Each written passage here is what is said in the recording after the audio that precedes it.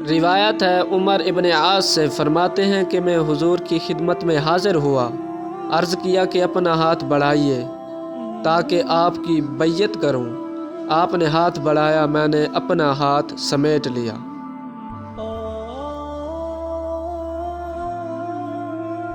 فرمایا اے عمر یہ کیا؟ میں نے عرض کیا کچھ شرط لگانا چاہتا ہوں۔ فرمایا کیا شرط؟ میں نے عرض کیا کہ میری بخشش ہو جائے۔ فرمایا اے عمر کیا تمہیں خبر نہیں کہ اسلام پچھلے گناہ ڈھا دیتا ہے اور ہجرت پچھلے گناہ ڈھا دیتی ہے اور حج بھی پچھلے گناہ ڈھا دیتا ہے۔ یہ مسلم نے روایت کی اور وہ 2 حدیثیں جو حضرت ابو ہریرہ سے مروی ہیں۔